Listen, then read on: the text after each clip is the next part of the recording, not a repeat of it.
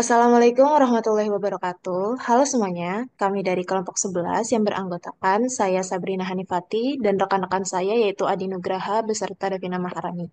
Pada video ini, kami akan membahas mengenai tiga kemampuan yaitu kemampuan komunikasi, koneksi, dan penalaran. Di sini kami juga akan membahas studi kasus dari soal Olimpiade serta beberapa soal HOTS. Video ini kami buat untuk memenuhi tugas mata kuliah proses berpikir matematis yang diampu oleh Dr. Hanifah Nurul Sopiani, MPD. Baik, langsung ke pembahasan. Yang pertama itu, kita akan membahas pentingnya kemampuan berpikir matematis tingkat tinggi. Kemampuan berpikir matematis tingkat tinggi penting dalam menghadapi tantangan abad ke-21. Siswa dilatih untuk berpikir kritis, logis, dan kreatif, sehingga mampu memecahkan masalah yang kompleks serta beradaptasi dengan dunia yang cepat berubah. Menurut Janah, Suyitno, dan Roshida tahun 2019, mereka mengatakan bahwa pengetahuan dan kemampuan matematika itu lebih tinggi dibutuhkan di masyarakat untuk berpikir cerdas tentang dunia saat ini, yang tujuannya itu agar kita bisa efektif dalam menghadapi dunia yang dinamis, cepat berubah, serta tidak mudah diprediksi. Lanjut, kita akan membahas pengertian dari kemampuan komunikasi matematik. Kemampuan komunikasi matematik itu adalah cara di mana peserta didik itu mengungkapkan ide-ide matematika mereka, baik itu secara lisan, tulisan, ataupun melalui gambar, diagram, mempresentasikannya dalam bentuk aljabar atau simbol-simbol matematika. Nah, menurut Desmond, tahun 2017, komunikasi itu berasal dari bahasa Latin, yaitu communicare, yang berarti to share atau berbagi, dan merupakan sebuah aktivitas untuk menyampaikan informasi melalui pertukaran pikiran, pesan, atau informasi dengan ucapan, visual, sinyal, tulisan, ataupun perilaku. Nah, ada beberapa indikator kemampuan komunikasi matematik. Menurut ahli itu ada beberapa jumlah dan isi indikator, namun secara garis besarnya isi indikator dari kemampuan komunikasi matematik itu yang pertama adalah mengekspresikan ide matematika, menghubungkan fenomena kehidupan dengan matematik, memahami dan menginterpretasikan informasi matematik, menggunakan bahasa, notasi, dan struktur matematik dengan tepat, serta menyajikan kembali informasi dalam bentuk visual. Nah, peran kemampuan komunikasi matematik dalam pembelajaran matematika, yang pertama itu membantu peserta didik dalam merumuskan konsep dan strategi matematika dengan lebih jelas. Lalu menjadi modal keberhasilan dalam eksplorasi dan penyelesaian masalah matematik, memberikan wadah bagi peserta didik untuk bertukar pikiran, memperdalam dan mempertajam ide matematika melalui interaksi sosial, membantu peserta didik menginterpretasikan dan mengevaluasi ide matematik yang disajikan dalam bentuk tulisan, lisan, ataupun visual, serta meningkatkan rasa percaya diri peserta didik karena peserta didik lebih berani mengemukakan dan mempertahankan pendapat matematikanya. Selanjutnya akan dibahas tentang kemampuan koneksi matematik oleh rekan saya. Baik, izin melanjutkan. Di sini ada pengertian kemampuan koneksi matematik, di mana kemampuan koneksi matematik pada dasarnya adalah cara seseorang memahami bahwa berbagai bagian dalam matematika itu sebenarnya saling terhubung. Jadi bukan cuma hafal rumus atau bisa hitung angka, tapi lebih pada bagaimana satu konsep bisa nyambung dengan konsep lain, bahkan bisa diaplikasikan ke bidang lain atau kehidupan nyata.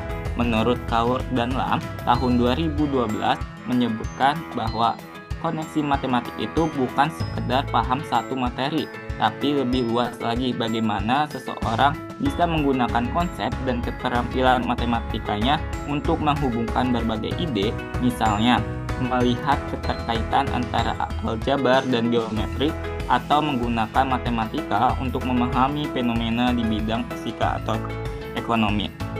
Selanjutnya,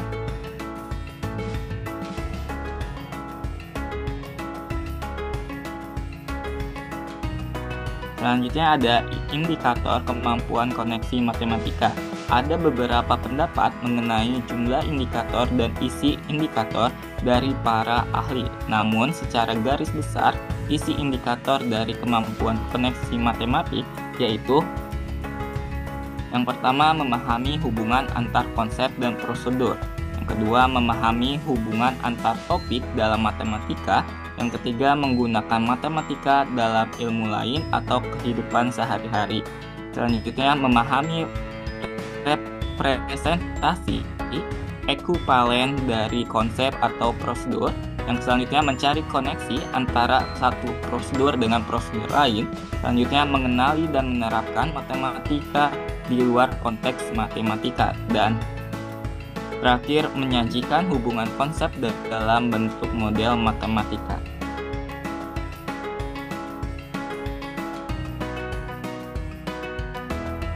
Oke. Selanjutnya ada matematika.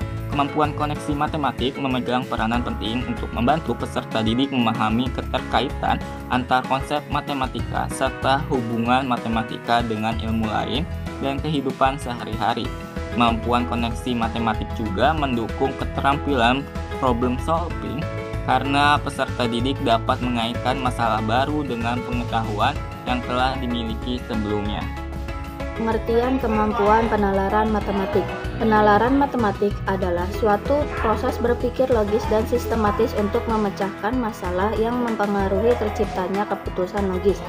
Menurut Piskaris dan Kalia 2017, Salim dan Salim 2020. Baik secara induktif maupun deduktif, Nabahan 2020.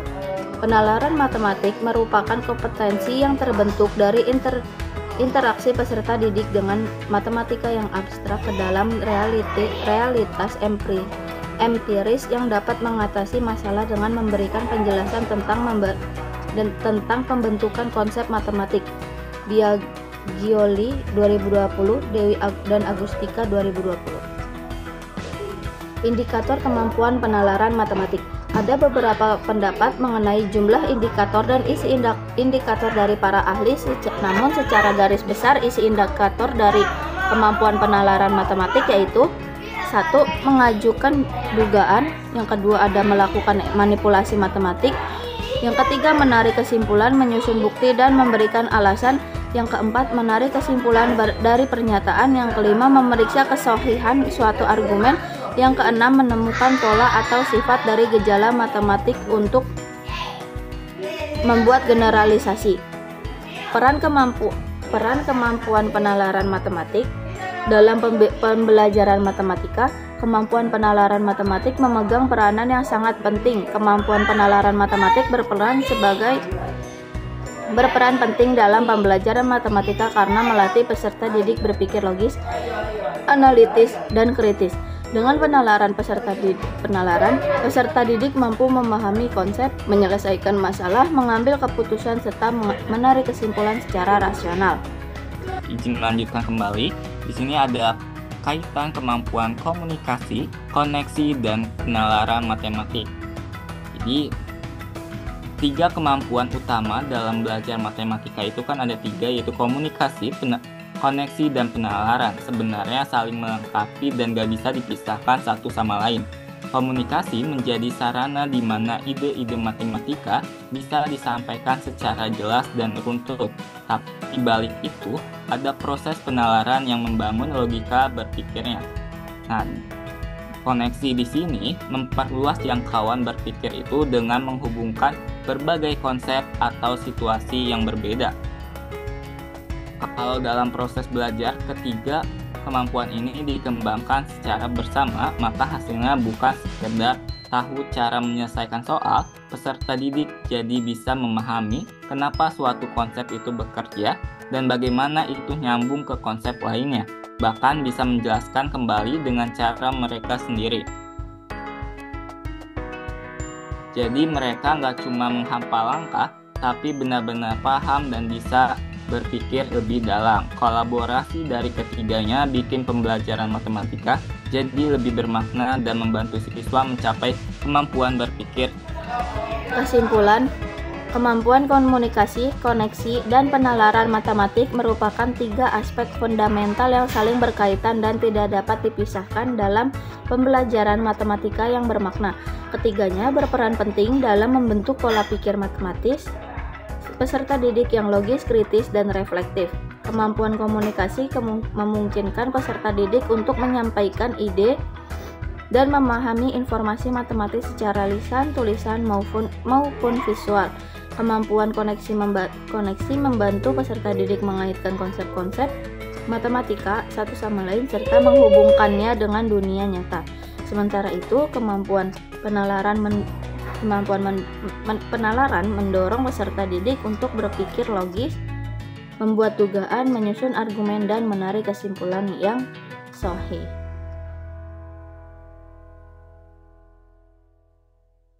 Selanjutnya ada analisis studi kasus yang sudah kami susun.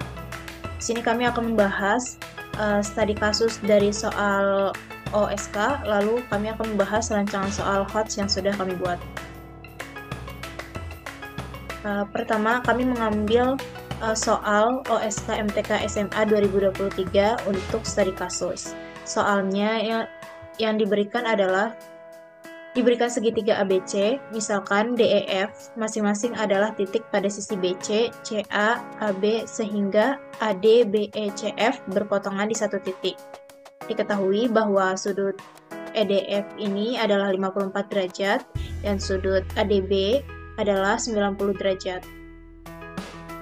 AF sama dengan FB, maka besar sudut ABC adalah, pembahasannya kita bisa lihat visual yang tertera dalam pembahasan, kita bisa perhatikan di sini. Karena sudut ADB-nya 90 derajat dan AF itu sama dengan FB, maka lingkaran luar segitiga ADB berpusat di F dan FA sama dengan FB, sama dengan FC adalah panjang jari-jari dari lingkaran. Misal AD, BE, dan CF itu berpotongan di titik G.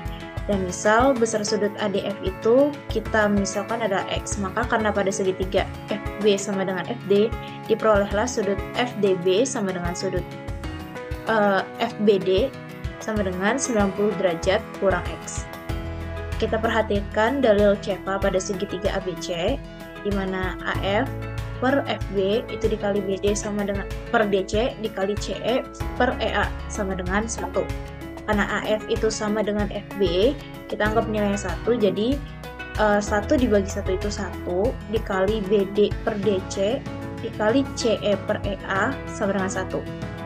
BD per DC dikali CE per EA sama dengan 1, lalu kita pindah ruaskan CE per EA ini menjadi BD per DC sama dengan EA per CE. Sehingga jelas bahwa BD per DC sama dengan EA per CE itu akan berakibat pada segitiga ABC, di mana garis ED itu sejajar dengan AB dan sudut FBD sama dengan sudut EDC dengan nilai 90 derajat dikurang X. Kita perhatikan bahwa titik D ini berlaku sudut BDF ditambah sudut FDE ditambah sudut EDC sama dengan 180 derajat, sehingga nilai dari sudut FDB ditambah sudut EDF ditambah sudut EDC itu adalah sama dengan 180 derajat adalah 90 derajat dikurang X tambah 54 derajat ditambah 90 derajat kurang X sama dengan 180 derajat. 90 ditambah 90 ditambah 54 derajat itu hasilnya 234 derajat, minus X dikurang X itu adalah minus 2X sama dengan 180. 234 derajat kita kurangi dengan 180, jadi pindah ruas, minus 2X nya juga pindah ruas ke sebelah kanan menjadi 2X. 234 dikurang 180 itu ada 54 derajat sama dengan 2X, lalu kedua ruas kita bagi 2 menjadi 27 derajat sama dengan X. Jadi besar sudut ABC sama dengan 90 derajat kurang X, di mana 90 dikurang 27 yaitu 63 derajat. Selanjutnya ada identifikasi kemampuan berpikir yang muncul. Pada soal ini mencakup 3 kemampuan matematik, yaitu kemampuan komunikasi, koneksi, dan kemampuan penalaran. Dengan alasan bahwa komunikasi matematik yang terdapat pada soal ini itu terlihat dari bagaimana ide-ide matematis diungkap secara sistematis dan jelas. Dilihat dari kondisi segitiga ABC, sifat lingkaran, dan penggunaan dalil CEPA. Lalu penulisan hubungan antar sudut itu menggunakan notasi matematis yang menunjukkan kemampuan dalam mengkomunikasikan gagasan matematika. Lalu koneksi matematik itu tampak dari berbagai konsep dalam matematika yang saling dihubungkan. Dan pada soal ini tidak hanya mengandalkan satu konsep, yaitu melainkan mengintegrasikan beberapa ide matematika untuk mencapai solusi. Untuk penalaran matematik di soal ini muncul dalam proses berpikir logis dan sistematis untuk menarik kesimpulan. Lanjut pada rancangan soal HOTS, yang pertama yaitu kemampuan komunikasi matematik yang akan dijelaskan oleh rekan saya. Baik, izin melanjutkan. Yang pertama di sini ada kemampuan komunikasi matematik. Untuk soal yang kami buat yaitu diberikan segitiga lancip ABC dengan AB sama dengan 12 cm dan AC sama dengan 10 cm dan D suatu titik pada sisi ABC. Misalkan E dan F menyatakan titik-titik berat segitiga ABD dan ACD. Jika luas segitiga DEF adalah 4 cm, maka panjang sisi BC adalah akar dari N dengan N sama dengan. Oke, di sini ada pembahasannya. Pertama kita buat ilustrasi gambar terlebih dahulu bahwa tadi kan ada segitiga lancip ABC. Kalau segitiga lancip berarti sudut ketiga segitiga itu kurang dari 90 derajat semua. Oke. Terus kita gambar seperti ini dan kita tarik.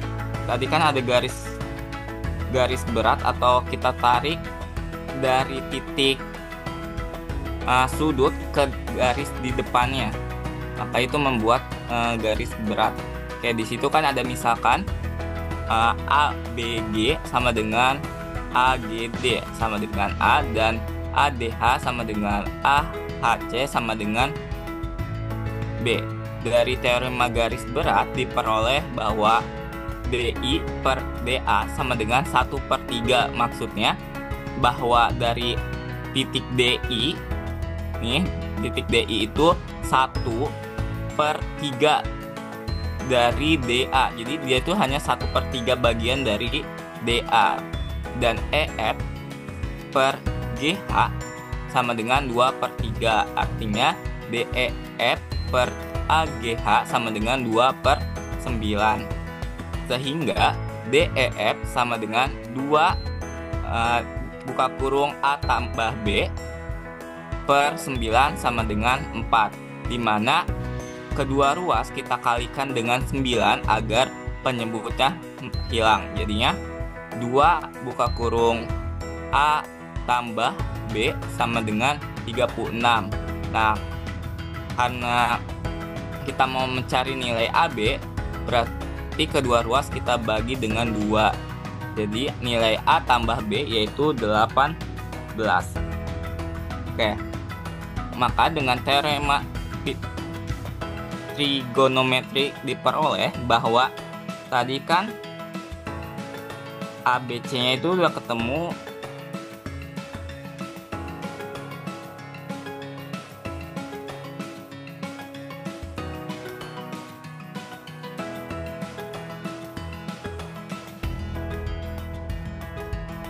ABC-nya itu 36 sama dengan 1/2 dikali 12 dikali 10 dikali sin sudut BAC. Selanjutnya 36 sama dengan 12 itu kita bisa bagi oleh 2 itu 6. 6 kali 10 itu 60. 60 kali sin sudut BAC, dimana kita kedua ruas kali dengan 60, jadinya 36/60 sama dengan sin sudut BAC. Nah, kita bisa sederhanakan bahwa 36 dan 60 itu kita bagi dengan 12, maka menjadi 3/5 sama dengan sin sudut BAC. Karena sudut ABC itu lancip, maka cos dari ABC sama dengan 4/5. panjang dari BC adalah kuadrat sama dengan AB kuadrat ditambah AC kuadrat dikurang 2 kali 2AB dikali AC dikali cos sudut ABC. Dimana kan tadi katanya BC itu kan disimbolkan dengan akar dari N. Di sini kan BC kuadrat berarti akar N kuadrat sama dengan 12 kuadrat ditambah 10 kuadrat dikurang 2 dikali 12 dikali 10. Tadi kan cos sudut ABC itu yaitu 4/5. Nah, karena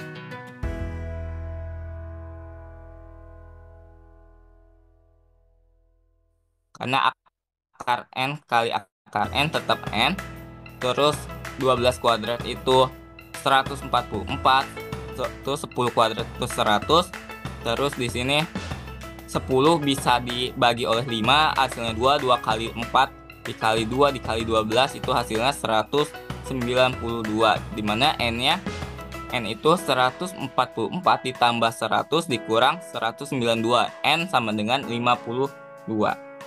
Oke. Selanjutnya ada alasan soal ini termasuk HOTS, karena soal ini mengharuskan peserta didik mengintegrasikan beberapa konsep geometri, yaitu tentang luas segitiga, teorema cosinus, rumus Heron. Tersebut juga mengandung penalaran spesial yang kompleks. Peserta didik harus membayangkan posisi titik D di sisi BC dan bagaimana titik-titik berat terhadap E dan F yang berhubungan membentuk segitiga DEF. Terus di situ juga di soal tersebut juga kita itu tidak ada algoritma langsung. Peserta didik harus merancang pendekatan tersendiri, misalkan menyusun persamaan berdasarkan sifat luas segitiga dari titik berat. Oleh karena itu, soal ini termasuk kategori HOTS karena memerlukan analisis mendalam, sintesis informasi dari berbagai konsep dan pemecahan masalah tidak rutin. Terus di situ juga ada indikator kemampuan. Yang pertama itu mengekspresikan ide matematik, yang kedua mengungkapkan dan menafsirkan hubungan matematis, yang ketiga menggunakan simbol atau istilah matematis secara tepat, dan yang terakhir itu menyajikan argumen atau alasan yang logis. Kemampuan koneksi matematik diberikan himpunan S dengan anggota A, B, C, D, E, F akan dipilih dua subhimpunan dari S yang gabungannya adalah S. Subhimpunan yang dipilih tidak harus berbeda. Misalnya keduanya boleh sama dengan S, urutan dari subhimpunan yang dipilih tidak diperhatikan. Sebagai contoh, pasangan subhimpunan yaitu anggota A, B, C, C, D, E, F dalam kurung sama dengan pasangan dalam kurung anggota C, D, E, F, A, B, C. Banyaknya cara melakukan pemilihan adalah pembahasannya kita bagi menjadi dua kasus. Yang pertama ada A sama dengan B sama dengan S. Dalam hal ini hanya ada satu kasus saja. Yang kedua, A tidak sama dengan B, maka agar anggota A gabungan anggota B sama dengan S, jelas bahwa setiap A, B, C, D, E, F dapat menempati tiga kemungkinan, yaitu menjadi anggota himpunan A, menjadi anggota himpunan B, atau menjadi anggota himpunan A dan B. Jadi banyak keseluruhan kemungkinan pasangan subhimpunan yang dapat dibentuk adalah 3/6. Namun dikurangi satu untuk A sama dengan B sama dengan S. Jadi diperoleh banyak cara memilih subhimpunan adalah 3/6 dikurang 1. Namun urutan subhimpunan yang dipilih tidak diperhatikan A, B sama dengan B, A. Sehingga banyak cara memilih subhimpunan harus dibagi dua. Jadi banyak cara memilih subhimpunan adalah 3/6 kurang 1/2 sama dengan 364. Alasan ini soal HOTS yaitu pemecahan masalahnya tidak rutin. Soal ini tidak menanyakan kombinasi langsung atau permutasi sederhana, melainkan memerlukan strategi sistematis dalam membentuk pasangan subhimpunan. Yang kedua, analisis dan representasi simbolik. Peserta harus menganalisis bagaimana dua subhimpunan mereka berbeda atau sama, bisa digabungkan menjadi himpunan asal. Yang ketiga, penerapan konsep kombinatorik yang mendalam. Penyelesaian tidak dapat dilakukan hanya dengan menggunakan rumus NCR, tetapi tidak memerlukan pengamatan pola dan sifat simetri. Maka ini adalah soal HOTS karena mengharuskan berpikir kreatif dan sistematis, membuat generasi atau pola, dan menyusun argumen matematis. Indikator kemampuannya menghubungkan antara konsep-konsep dalam matematika. Soal ini menuntut siswa mengaitkan konsep himpunan, yaitu subhimpunan gabungan, dengan konsep kombinatorik, pemilihan kasus, simetri pasangan, prinsip perhitungan. Yang kedua ada mengaitkan representasi verbal dan simbolik ke bentuk matematik formal. Peserta harus mengubah pernyataan dua subhimpunan yang gabungannya adalah S menjadi analisis matematis yang melibatkan distribusi setiap elemen kedua subhimpunan dengan syarat tertentu. Yang ketiga, mengidentifikasi pola dan struktur dalam situasi matematik untuk menyusun strategi penyelesaian.